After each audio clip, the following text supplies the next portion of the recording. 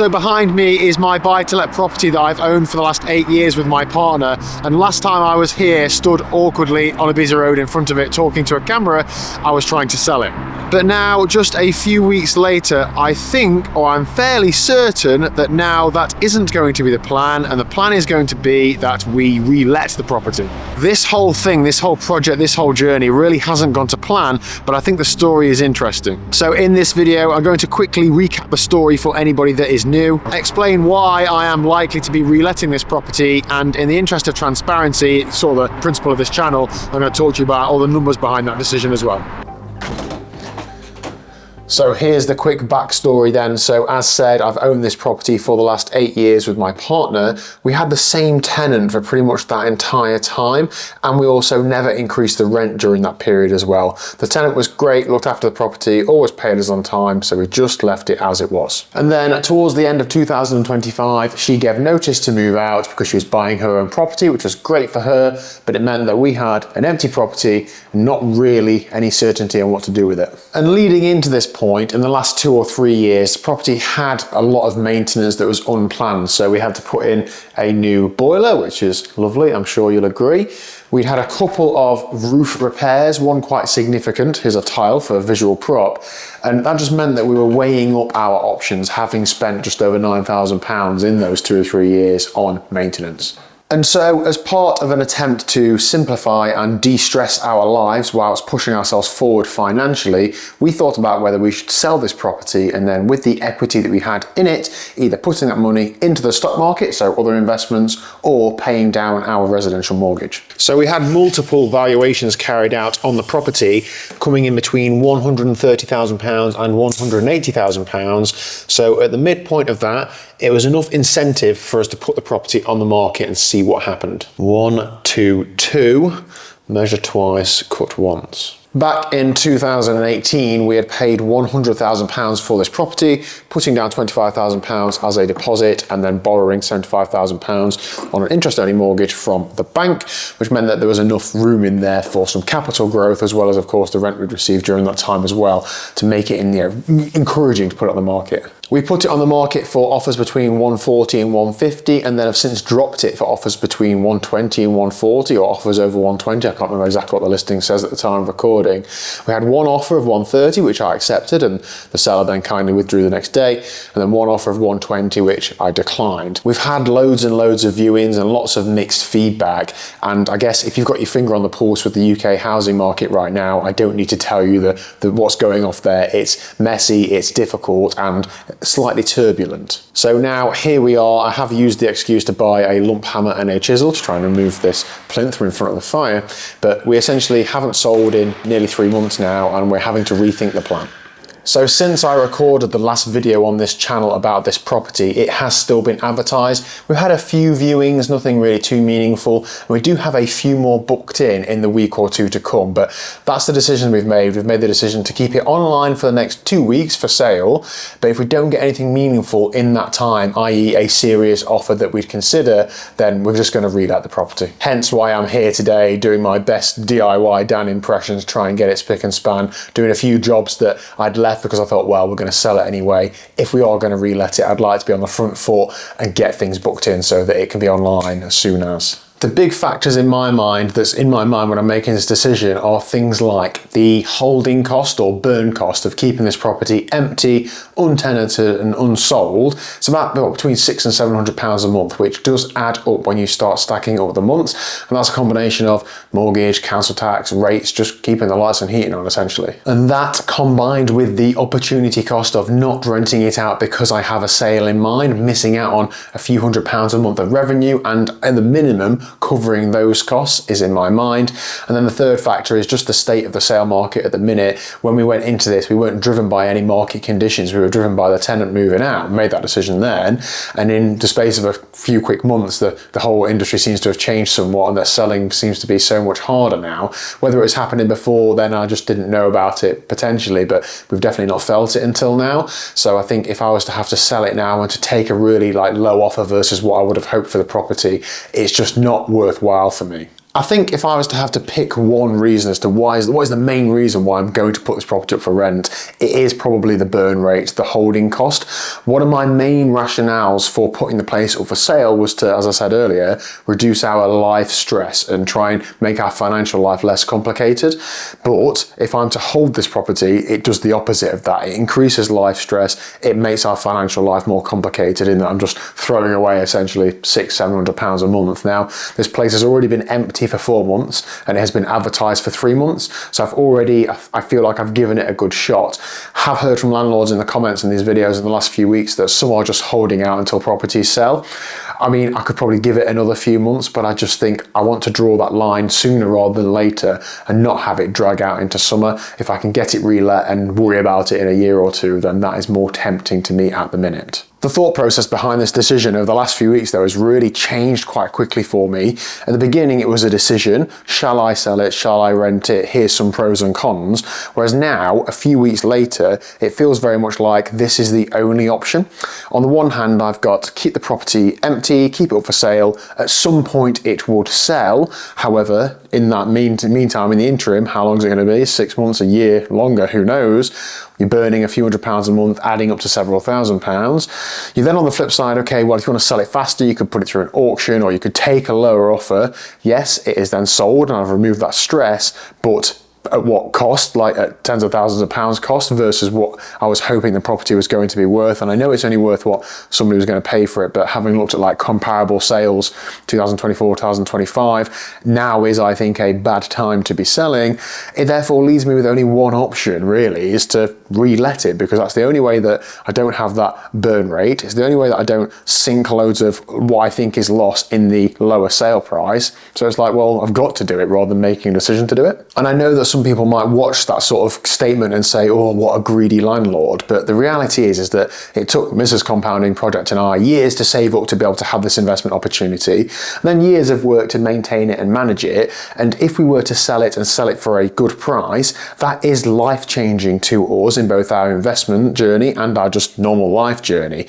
And that opportunity doesn't come along all the time. I'm 34 years old, and this is the only time I've ever had this opportunity, and it really hasn't come to fruition just yet, I know. So it's not an opportunity that I'm willing to just let pass by and go, oh, it didn't work out, I'll just sell it now to cut our losses and okay, on to the next thing, because there isn't a next thing. I mean, this is the thing that we focused on for so long, and it's only going to happen once, as I say. So if it means that I hold out for a year, 2 years, 3 years, 5 years, who knows how long, but at that point it would be, have a larger positive impact on our lives, then I'd rather do that than just cut our losses now. And that's, I guess, what I'm trying to get across in this channel. It's not just numbers on a spreadsheet and how do you make the most money. It's about how do you manage all of these competing priorities in a normal life. And I know that Mrs. Compounding Project does not want to be raking a garden for years and years to come in a house that she doesn't live in.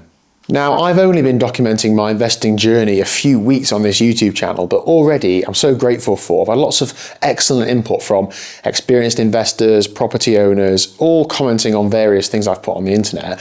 But one of the things that's been commented in the last few weeks is about that, in their opinion, I should treat property like stocks, so that in periods of market downturn, so right now where interest rates are higher, buyers are more cautious, it's more difficult to get the affordability to get a mortgage, the worst thing you can do is sell. Similar to the stock market, if in market volatility like we're seeing right now, I'm sitting on that, I'm not selling anything, I'm just continuing buying actually, I should treat this the same. The worst thing would be that for me to sell this property, cut any losses now, and I'm hoping that the correct decision is for me to re-let the property, and then in 3, 5, 10 years time I'll perhaps look back at myself and maybe even this video and be grateful for those people who have fed in those things. So that's an interesting thought I think about property versus stock market, and perhaps they're more similar than I first thought. Now that said, if we do re-let the property, things are going to look a little bit different. I'm going to do it differently to how I did it the first time around, in that I am going to have the property fully managed by an estate agent. I know that will make the property less viable financially. I know it will eat into any sort of returns. However,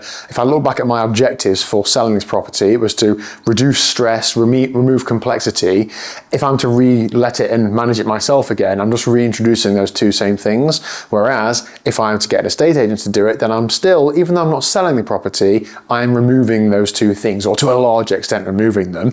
And therefore I've already had a lettings agent out to the property, I've had it valued, I've gone through everything they do for me. I'm even considering taking out the rent insurance, which at first thought I thought was a complete scam. I'm actually giving it some thought now for a real peace of mind, hands-off approach. One of the big things that I'm learning throughout my investment journey and just my life journey in general, don't worry, I'm not a life coach, but it's that it's not just returns and money. They're not the most important things. Sure, they're a big factor in something like this, but actually the stress, the time, everything else surrounding it is important as well. It's difficult to put a value on that, and that value will fluctuate throughout your life, but right now I'm valuing time and stress quite highly, and I'll happily, offer up a segment of profit or whatever to somebody else to take some of that stuff away from me. Especially with all the new legislation that's coming in, I've not really had my eye closed up because I didn't think I'd be affected by it. Clearly now I am, and having an agent to deal with the majority of that will take a large weight off our shoulders. So from the place where I do some of my best thinking, let's talk about the numbers then. So I've already had an estate agent valuation come out, and as I have learned over this process, I'm going to take any valuation with an absolute dumper truck load of salt. However, I have looked at the comparables, I've looked at the market myself, and I think they're not a million miles off. So estate agency valued this place at a rental market price of £895 per calendar month, and that's what we're going to go to market at. For context, when we let this place out previously, we were receiving £525 per calendar month. So that difference really gives us a lot more opportunity to be able to pay for an estate agent to manage it and all those sorts of things. I thought it was interesting when I asked about the new legislation coming into effect, the estate agent sort of told me that, well, what we're trying to do is push rents up as much as possible now before that comes into place. Thought that was quite an interesting comment. Some more numbers then, and get ready to fall off of your toilets, but the fully managed lettings fee is about £150 a month, which is about 16% of rent, which is a lot, and it is more than I looked at previously. Maybe you can let me know if that is actually the going rate or not. It's a fairly big estate agency, lots of staff, good service, so I read online through reviews and stuff. That's something that's quite important. The mortgage interest is just under £300 per month. Landlord insurance roughly £20-30 per month, allowing for maintenance maybe £50-100 per month, who really knows, and then the aforementioned rent protection insurance about £40 per month. So roughly speaking, we're looking at between £550 and £600 per month in costs, and if the rent then is £895 per month, it means the property would generate between £300-350 a month of pre-tax profit. And extrapolating that out over a year, that's about £3,500 and around a 10% pre-tax yield on our initial investment of £33,000-34,000. But most importantly, it is a whole lot better than losing £600-700 a month. The property is owned in our personal name, so not the most tax efficient way of dealing with this, but as said, the legislation changed during our ownership. Some people in the comments did sort of suggest, well, why not refinance the property, pull out some value, then you can do what you want to do with the stock market or paying down your mortgage or whatever you want to. And I don't want to do that, and I don't want to do that for a couple of reasons. I'm quite motivated to be debt-free. We are currently consumer debt-free, other than our mortgage. I would love to be debt-free full stop. I'm a million miles away from that, but I just feel like refinancing would obviously take me further away from that. Even if that money is to then grow more than the mortgage interest rate, I just don't like that thought process of borrowing to try and make money. If I'm trying to keep my stress low and risk low, I'm going to keep that borrowing down as much as possible, and taking the borrowing up does bring that sort of profit margin down and makes it harder to turn a profit, and in any periods of emptiness in the property, I've got more costs to cover. So I'm not looking to do that right now, and to be honest, the current market has made me think, well, maybe it's not worth what I thought it was worth. We did have a bank valuation a couple of years ago of £147,000, so that's what it's currently mortgaged against, but we only owe £75,000. I'll say only, that's a lot of money, but versus the value, it's not. And this whole process has been, I think, a really good investing lesson, and that lesson being that nothing really goes to plan or exactly how you want it to go. We initially bought this property as a long-term investment. We're going to let it forever, and actually I was planning to get loads more properties. Now we're not, and then we're going to sell it, and then we're going to use the money in the stock market, and now potentially we're not. And I guess my main takeaway from all of this is that I'm trying to, and you have to, I think, just remain adaptable, change to market conditions, change to life demands, and all of those things. And that's exactly what I'm documenting on this channel. It is not a how-to, as I'm sure you might have guessed by now.